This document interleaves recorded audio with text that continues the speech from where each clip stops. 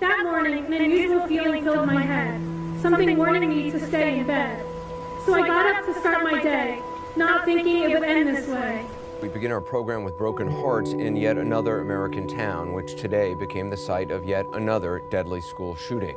A high school in Parkland, Florida became the scene of chaos and panic just before the end of the school day.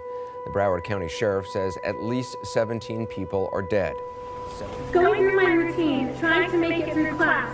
A routine fire drill occurs, time to walk to the grass. Third period goes by, just 90 minutes to spare.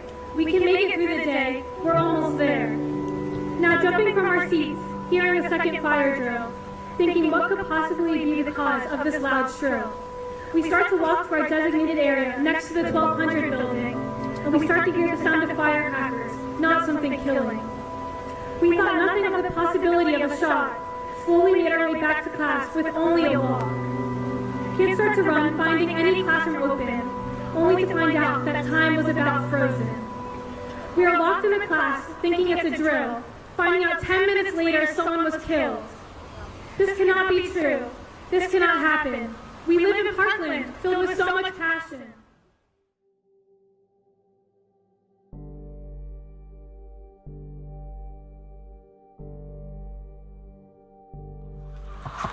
Hello everyone.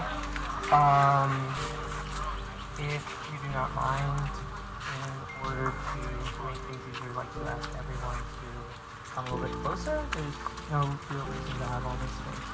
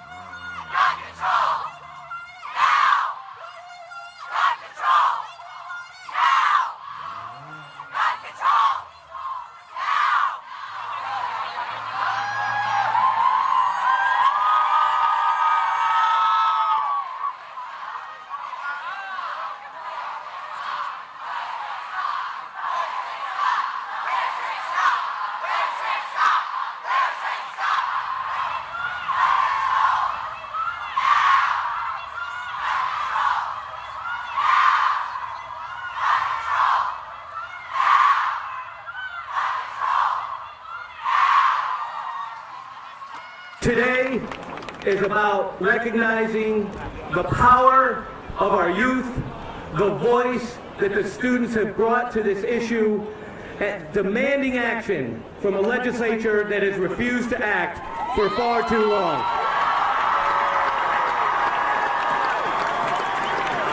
They could keep us safe. 5 years ago, I heard about the Sandy Hook shooting. I cut out paper snowflakes to send to the school, but I never imagined that this could happen to me. Exactly 1 week ago, my school was viciously attacked. 17 of my classmates, friends, and teachers died.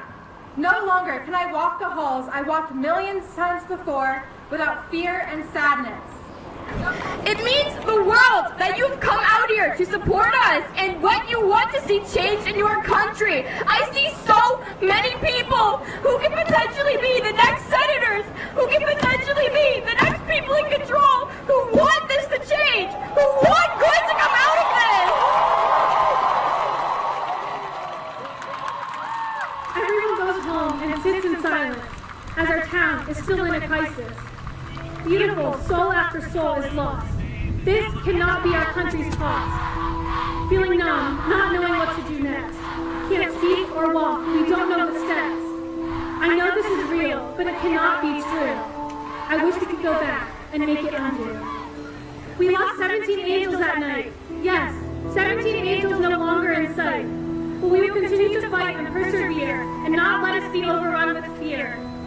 We must live every day for those who are not able to, and be grateful for all things old and new. Parkland is strong and united. We will make it through together. We are undivided.